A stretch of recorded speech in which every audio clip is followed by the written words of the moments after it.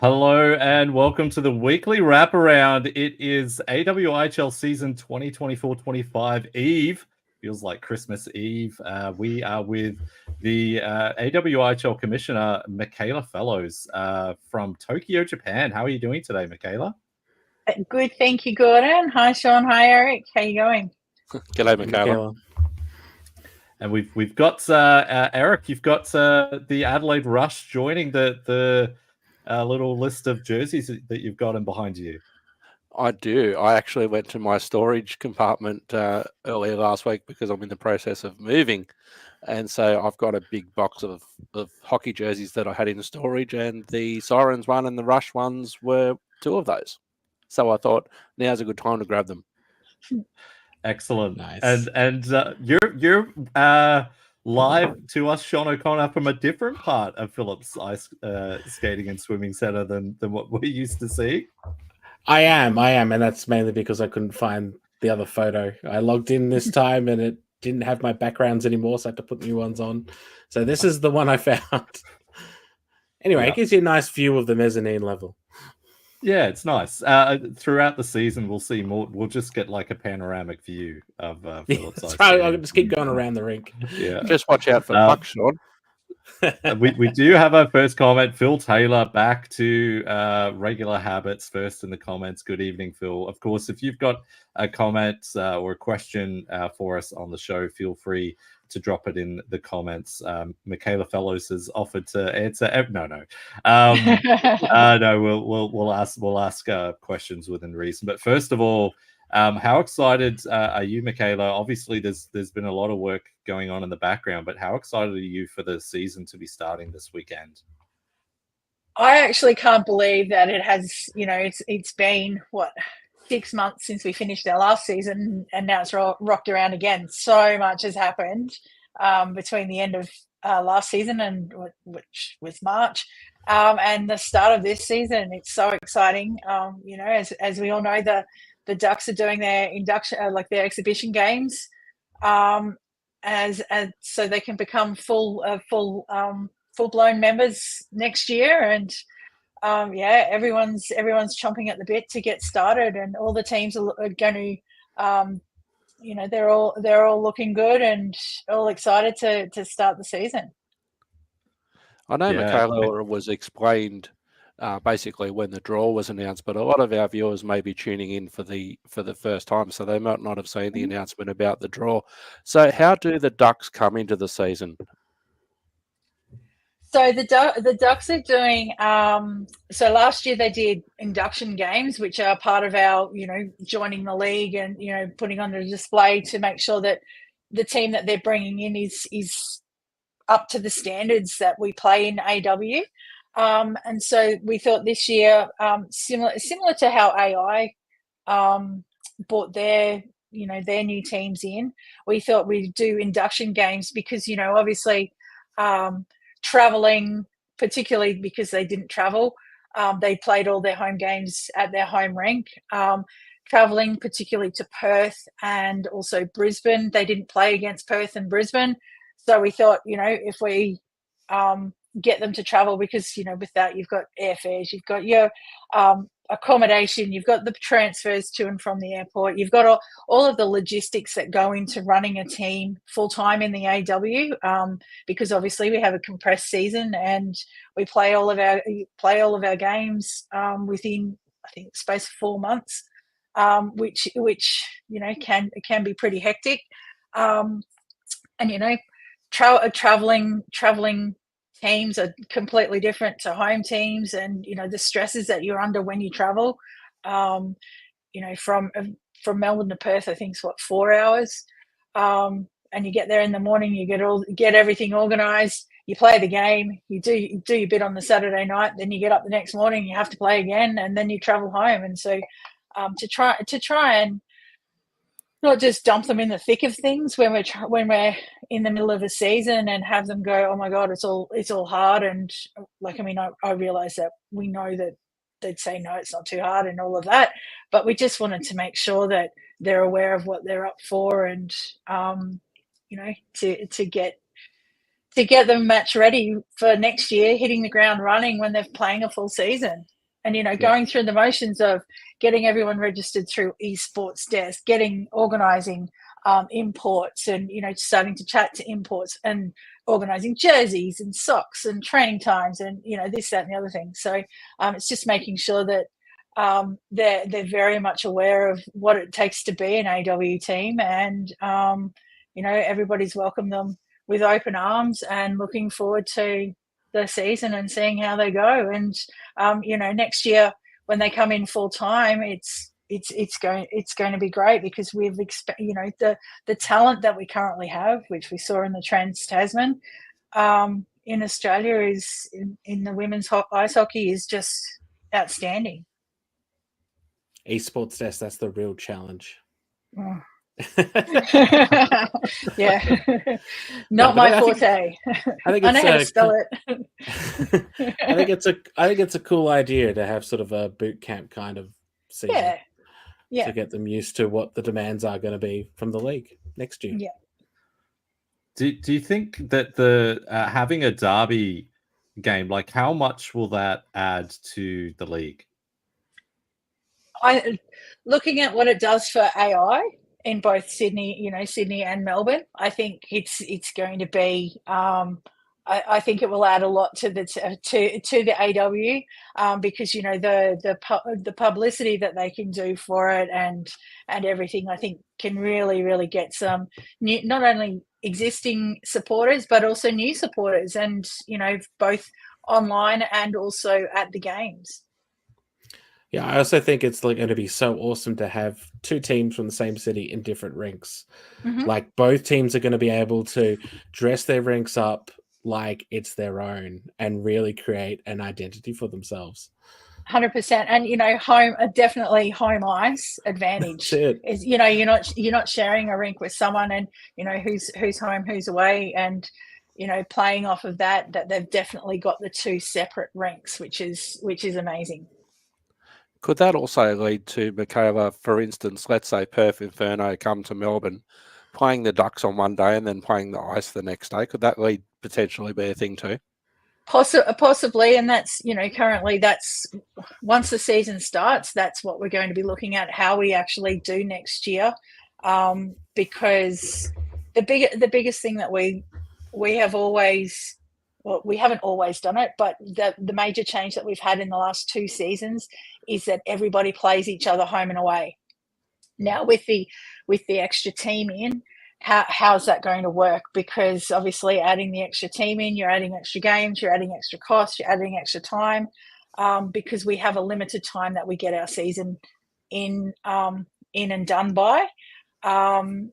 So that's one of the things that we have to look at through this season, is how we look at next season, and also how we look in the future and how we grow the sport and how we add more teams in if more teams become available. So is that something you're actively trying to look at, Michaela, like trying to grow the league? 100%, because there's a lot of girls coming into hockey, and there's a lot of girls that are interested in hockey. You only have to look at particularly in the Sydney, Newcastle, Canberra region, all of the extra female teams that are in there that don't play for the Sydney Sirens currently, that they're where the base is. And so we are currently, always looking ahead. We don't like looking back. We like looking ahead. Well, I look at like the Canberra Pirates, for instance. They're playing in the New South Wales Premier League at the moment. They've previously played in the showcase, the Tier 2 showcase. Is that also another concept that might return in the future, the Tier 2 showcase, to try and prepare other teams, possible teams, to make that step up? Yeah, look, nothing is off the table. We're open to all suggestions to try and encourage the growth of the sport, particularly for the girls, because we all know the statistics of girls reach a certain age and they just drop out of sport, and they for whatever reason, and ice hockey is an expensive sport, and the girls pay to play, which is different to a lot of other leagues. So the girls that do play, they want to play. They want to be there. They want to, they have the love of the game, and we want to try and encourage that for more girls. And if you're in North America and you're trying to watch the NHL, you need like 5 different subscription services. If you want to watch your team, you have to have your Apple TV, your Amazon Prime, your Rogers, and all these other. How can people watch the Australian Women's Ice Hockey League, and how much money are they going to be shelling out to do so this season? This season is still free. It is through Sportscast, AWIHL.tv, same as last year. On our YouTube, you can watch the replays on YouTube. It will be shown through YouTube. The links will be shared on our new Facebook page, and also Hoping Sportscast page.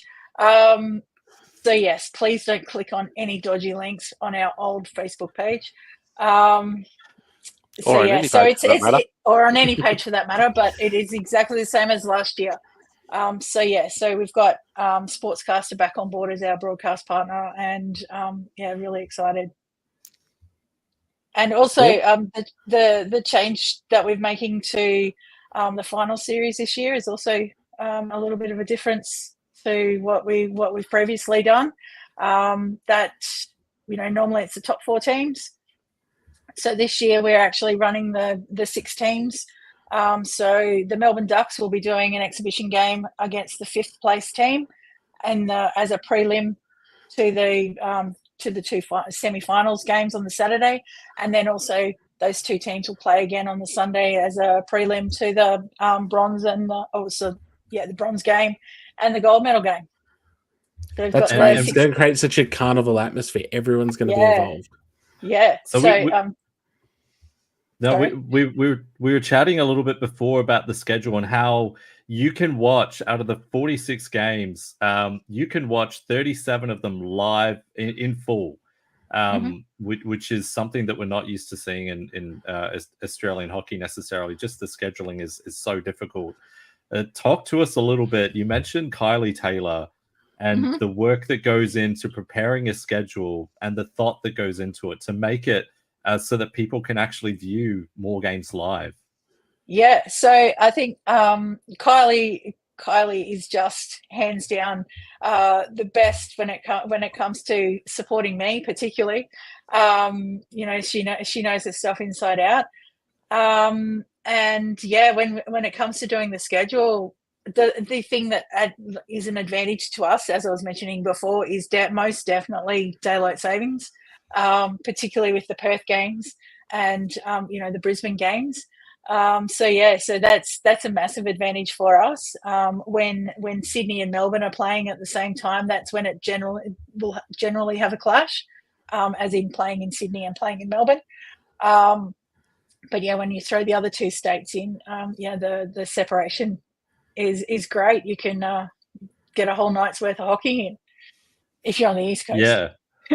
Yeah, we were saying that this is a schedule. These are local times. So if you're on the East Coast in New South Wales or Victoria, the very first game starts at 5 p.m. Melbourne Ice versus Brisbane Lightning from O'Brien Ice House. And the games last about 2.5 hours, a little bit less generally. And then you can have a 15-minute break and go straight into a 7:45 p.m. primetime game, Perth Inferno, Sydney Sirens. So it's quite to launch a season like that, the first night, opening night. It's pretty cool. Yeah, it is. It is really cool.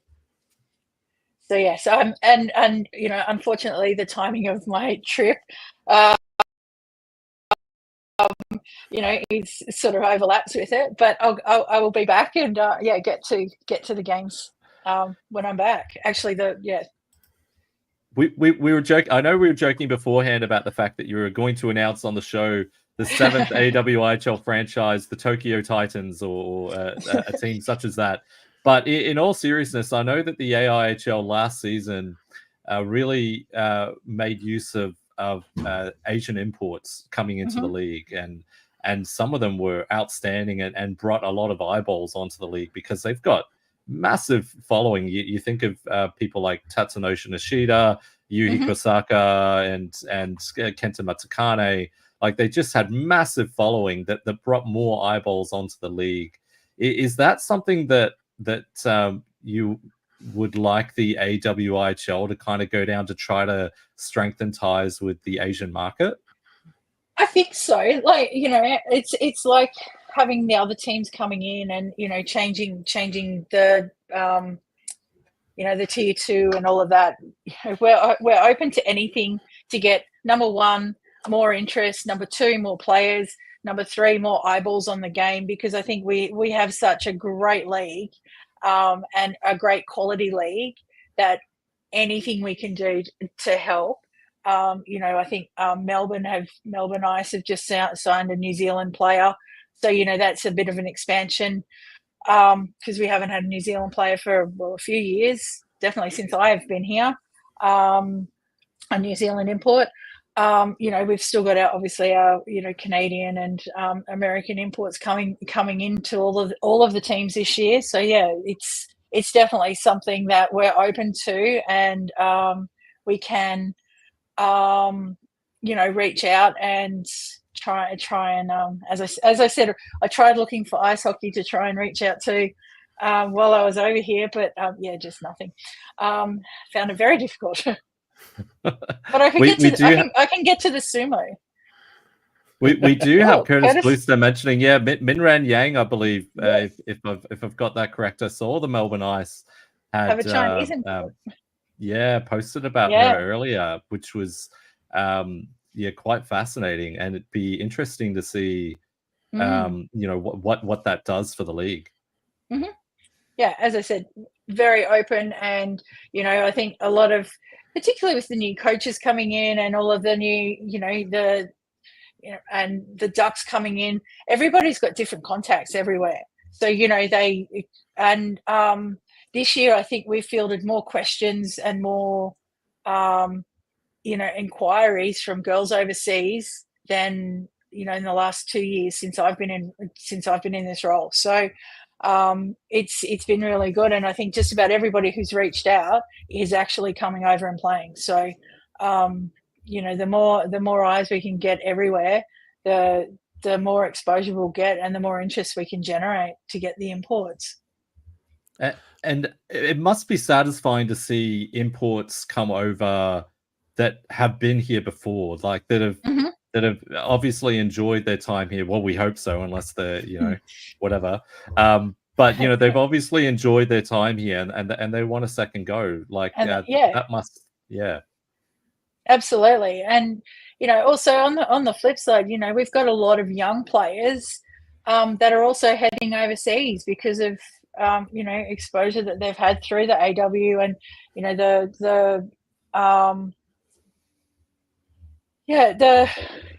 their development through the AW and also the national teams, that they're heading overseas to some of the, the universities overseas and the high schools and everything, and getting an opportunity to play over there, and, can bring their skills back and,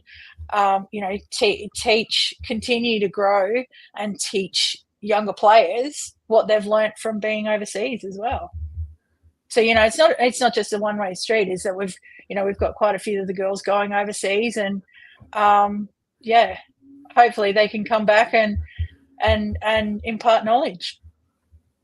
So last week we had Kirsty Venus on, and we talked about the Trans-Tasman at Hunter Ice Skating Stadium.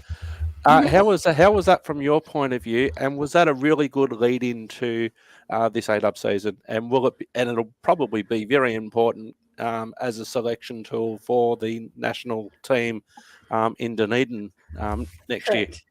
Yeah, 100%. And it was a great lead into this season, and that's why we run our season how we do, is because it's there to help keep the girls, progressing and moving through, ready for, so they're hitting their peak right at the time when the national women's team goes overseas for the AAIHF championships. That's why we run our season how we do. Yeah, I noticed that in previous seasons we've had kind of like, you know, a 2-week break here, 3-week break here, 2-week break here. This season it's if I think we've lost Sean O'Connor. Phillip Sean's Ice gone. Skating and Swimming Center has gone under. No, but we previously had like these kind of long breaks, which kind of just upsets the momentum of the season. But this year it's a bit different. There's a 2-weekend break over Christmas. There's a 1-week break, I think, for the Australia Day long weekend, and then the 1-week break, which we traditionally have between the end of the regular season and finals. How excited are you about that change? I think it's really good, and obviously that comes into fitting the 6 team in and adding the extra games in. I like it because, you know, I'm not one for sitting there being idle and going, oh, okay, well, what am I doing this weekend?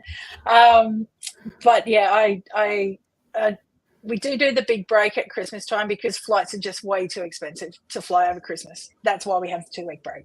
And you know, the people don't like being away from their family, and that kind of thing. So we try as best we can to avoid.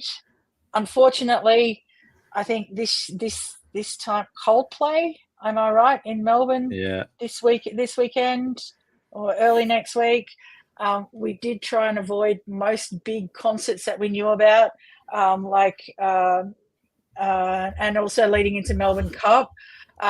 We couldn't start it a week later because obviously our time limit is shorter, and then in March we had to pull it back because of when the Worlds were being played, when the Worlds are on, and also the Grand Prix in Melbourne came out with their dates. So, you know, we try to be very conscious of what is happening around, and, you know, public holidays and things like that. We do the best we can. Sometimes it does slip through, like this weekend, but, you know, we do the best we can. Yeah, and the F1 brought their Grand Prix forward compared to the last couple of years. Yes, correct. Yeah. I know many years ago when I was doing AWIHL commentary, there was I lived in Sydney at the time, and there was a match in Adelaide that I was going to, and unbeknownst to anybody, it was the Ashes Test cricket. And so it was very hard to get flights to Adelaide. I ended up flying via Brisbane, so it's less than ideal. And that's one thing that it's so hard. There's so much going on over summer, and you know, all credit to anyone who even tries to do a schedule. Yeah, it does get difficult, but you know, we manage it, and you know, that's what we have to do. Yeah, I think of the NHL the other week. They had planned Frozen Frenzy, all 32 teams playing on the 1-day, 15-minute, you know, breaks in between game start times. They planned this obviously months and months in advance, and it what just happened to be on the same day as NBA opening night. So it's like you've automatically, you know, you're going uphill if you're trying to take eyeballs from the opening night of the NBA. You know, LeBron James and LeBron Jr. You know, all that stuff. So yeah, hats off to the schedule makers. It's a tough job, and you're never going to get things perfectly ideal. That's right. There's no time in the year, no matter what time you go, where you're going to have a clean slate the entire run. Correct. And then throw Christmas in on it, and you know, it's all complications. And you know, unfortunately, we do have to play through the under-18s going away. But you know, we have to do it to get our season in. We can't. You know, I think last year we did have a break for at least 1 week when the under-18s went. But this year we've just had to push through. But it gives other girls that aren't in the fully fledged, you know, in the main teams, that are just, you know, as in development squad and things like that, that gives them the opportunity to come in and play as well. So, you know, more experience. It's great. So shift back. Sorry, go ahead, Judy. Oh no, you go, Eric. I talk too much. What I was going to say, switching gears a bit, Michaela, as commissioner, what are your jobs on game days, on the game weekends? What's your job? Pretty much on the game weekends, I watch the games, and basically I'm there to field any questions, any issues that are happening with, say, Sportscast, any televised questions. The worst part of the job is having to be there to issue any infringements, or any tribunals that have come out of games. So that's basically my job on a weekend, is just to be available to just double check on all of that kind of stuff. So, or if I'm in Perth, I actually physically go to the games and watch. Nice. And this is we're entering your third season, is that correct, as commissioner? Correct. Yes. What's been something that and has been unexpectedly rewarding about your role, being able to fill your role? I think the biggest thing is how we've come back from COVID, like from the COVID break, and really hit the ground running, and how the teams have developed, and also the big thing is adding the Ducks into the competition. I think is a really huge thing for me. So yeah, and continually trying to grow the team, grow the league. Michaela, you've come from a financial background into this role. Mm-hmm. How does that help in your role as commissioner? I think, I don't know. It's a good question. It's I think being able to definitely multitask, and also to because I don't do massive things with the financials, is definitely Kylie that looks after the budget, and obviously I oversee it, but she gets down into the nitty gritty, and we talk about the budget and things like that. But it's definitely multitasking, and being on top of everything, and being able to prioritize, and all the things that you have to do in a day-to-day job, whether you're in the finance industry or a different industry, is just trying to pull those skills into this. And on the flip side, I also use a lot of the skills that I've found, particularly negotiation skills, in this role, in my real job, in my paying job. Nice. That pays the bills. Unfortunately, this one doesn't pay the bills, but anyways, we'll get there one day, right? Yeah, one day. It's certainly a very crowded space in the women's sports space over the summer. There's the AW, of course. WBBL's just started. AFLW's still going, I think, and also A-League. The LW, the women's league in the football as well. So there's a lot going on in the women's space. How can we elevate ourselves? Because there's a lot of we don't have a lot of mainstream coverage, obviously. So how can we elevate ourselves? There's lots of female eyeballs watching sport this time of year. Correct. So Eric, that is the $1 million question. Any suggestions? We're very open to any suggestions. So yes. If someone is looking to sorry. No, I was just going to say, if someone is looking to sponsor the league, how would they go about that? Like, who would they contact? Is there a process? I was going to say, if they can reach out to myself or even Kylie, or that we will we can initiate a conversation, and we can go from there. Obviously all the teams have their own individual sponsors, which obviously help pay for the girls to play, but as yet we don't have a fully on name brand league sponsor. IHA obviously support us. We have obviously Sportscast, who do our telecasts. We have Netsudo, who we book a lot of accommodation through and give us great deals on accommodation. So little bits and things. We have the Victorian government. We get grants from the Victorian government to help us with our final series. So we between grants and that, we try to do the best we can with what we've got, But if anyone is looking to sponsor the league, we're more than happy to have the conversation.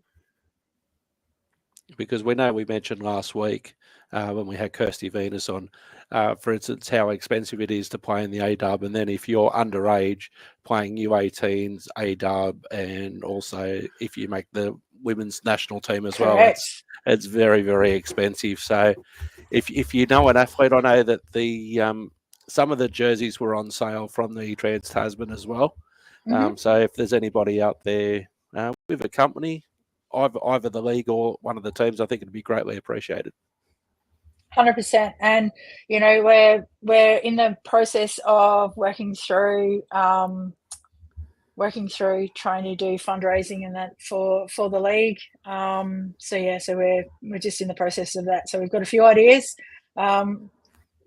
So watch this space. I do have a fully signed Nathan Walker AW jersey that may or may not come up for auction to try and raise some money for the league. So it was announced. I think you were going the same place I was, Gigi. Yeah, you take us there, mate. You finish the drive. So it was announced a little time ago that Nathan Walker is going to be an ambassador for the league. How is that going to work considering his schedule in the NHL? Obviously, at this time of the year and with his schedule is a bit crazy. But yes, we work with. We also have Bauer on board to help us. They're going to be doing the monthly player of the month. Yeah, that's the one. The player of the month with and so yeah, so obviously at this time of the year it's a bit busy for Nathan, but you know, when we can get hold of him, he's going to be popping up every now and again to surprise people. That's awesome. We'll just Sean, you'll just turn around and he'll be right behind you in the crowd there at Phillip Ice Skating and Swimming Centre. We do just catching up on some comments. Nate G. Oz from YouTube, evening team, evening to you, Nate. Phil Taylor suggested getting Paul Finesse to do a drone panorama of the rink. And it's a all photographer show in the replies, Paul Finesse. The lens isn't wide enough with such a low ceiling. And Andrew John Egan, there's going to be lots of puns this year, Michaela. Don't quack under pressure. It's certainly lends itself to that. But thank you for the comments as well. Any final thoughts before we sail off into the sunset, Michaela? I don't think so, but no, I'm just looking forward to a really great season. The teams are all, from what I have been told, the teams are all ready and raring to go. You will see all of the teams wearing home and away jerseys. So they will have home and away jerseys. That's awesome. Even Adelaide and Melbourne Ice. Yes, We do also have quite a few. There's some. They're not restricted in colours with the away jerseys, right? No. As long as it's a light and a dark jersey. And then we also have teams that are doing special games, like I think Inferno's done quite a few of them. Melbourne Ice have done a couple. They're doing the special weekends, so keep an eye out for those. So yeah. I've got one for all of us guys. Who is our pick for the league this year? It's really hard to argue against Melbourne Ice, isn't it? Yeah, fair enough. I saw Emily Davis-Tope at Trans-Tasman and was pretty impressed with her. And for the Melbourne Ice to be adding her, Christina Julien, because Christina Julien missed most of the season last season, to be adding them plus Riley Ellis, man, it's tough to go against the champs, right? Like they've got a good squad. Curtis Klooster is back as coach. Man, you look at the roster. Speaking of, there we are. Speaking of. Yeah, it's either him going to be behind me or Nathan Walker. One of them, surprisingly. But yeah, you look at that roster, and there's a lot to be excited about. So yeah, it's hard to bet against them. But we saw last season that anyone can genuinely beat anyone on their day, and Sydney had gone for so long without registering a win, and then the last 7 games of the season they picked up 4 wins, including 2 against the Clare Gower, the Gower Shield winning Perth Inferno. So anyone can beat anyone. How good was it to see Perth lift a trophy last season, by the way? I really hope they do it again. I'm going to pick them again to win the league.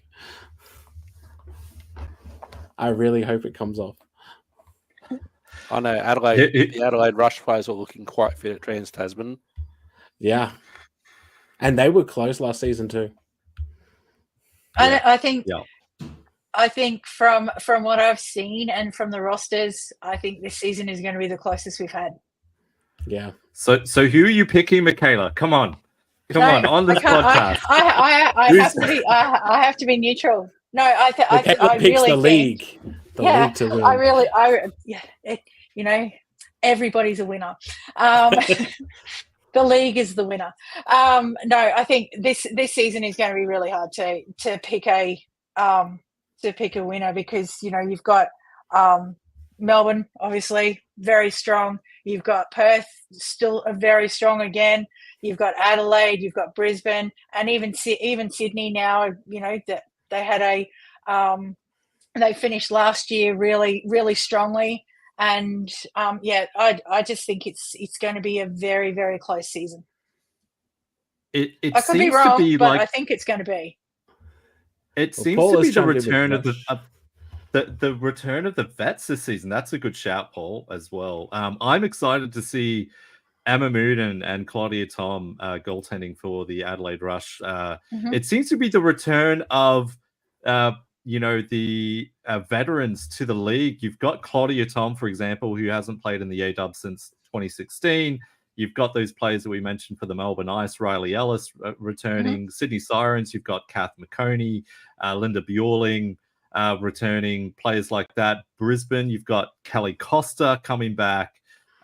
Every team I've probably missed. I think every team seems to have these veteran players coming back, and it's gonna be fun. It's gonna be fun. And that's what I'm saying is it's going to be really hard to pick a winner. I think, like it's going to be very close. Yeah, we've got Mark Brown, lightning all the way. Abby Brown is such a great player for the Brisbane Lightning. Had a really good year, and Phil Taylor, the politician. The league is the winner. Of course, it is the winner. Paul Fernandez calling out the Penn City. But no, thank you so much for coming on the show. It's been great. Thank you for all the work that you do as well. I'm sure. I'm just grateful that you chose, out of spending a night on the town in Tokyo and coming on our show, that you chose our show. No, don't get me wrong. It's only 6:10. We're about to go back out. I only came back to the room because for as advanced as you think Tokyo is, Wi-Fi is terrible. So at least we've got Wi-Fi back at the room. So I came back to the room to do this, and then we'll go out again. Nice. No, but thanks for coming on, and thanks for all the work that you do behind the scenes. And thank you guys for all the support. But yeah, I do just want to say, to remind everyone, if they can head to our new Facebook page and like and follow, and that please don't click on any links on our old Facebook page. That's now Australian Hockey News or whatever it's called. If they can head over to our new Facebook page. Our Instagram page is still the same, but we'll be sharing everything through our new Facebook page. Yep. And Hockey Hype's going to have heaps of content on the A-Dub this season. I know that GG's got a whole bunch of statistics he's going to be producing this year. Nice. It's going to be great. Nice. Yeah. Oh, so, that little yeah, map so that it you should be. drew of Sarah Etney, JG, was fantastic. Yeah, no, we'll bring that out on the broadcast. The Perth versus Sydney. I'll be doing the commentary for both games, so we've got some graphics to show Sweet. from some stats.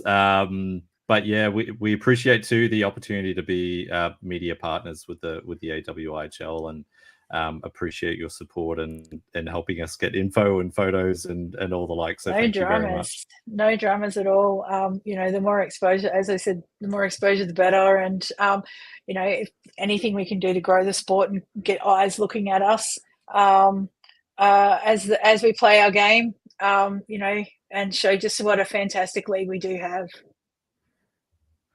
We do have, in an alternate universe, we would have set this up, Michaela. Phil Taylor suggested it could have been a fun interview from a Tokyo karaoke bar. Well, we were actually in down in Shinjuku in Golden Guy this morning. It was looking a bit worse for wear. So we will avoid karaoke bars in Tokyo. Yeah, that's wise. But yeah, thank you. You can catch us. You can catch a replay of this, of course, on our Facebook or YouTube page. You can find us in podcast form, the weekly wraparound, on iHeartRadio, on Spotify, and on Apple Podcasts. Give us a rating and a follow if you like. And you can follow us on socials at Hockey Hype AUS. Across the socials, follow the AWIHL at the AWIHL on Instagram, and search for the Australian Women's Ice Hockey League on Facebook and give them a follow and a like as well, and engage with their content. On behalf of all of us, thank you once again, Michaela. Happy AWIHL season eve, and Yes. we'll no doubt speak to you during the season. But good luck with your trip, enjoy, and we'll catch you soon. Will do. Thanks, guys. Thanks for having me. Thanks for coming on, Michaela.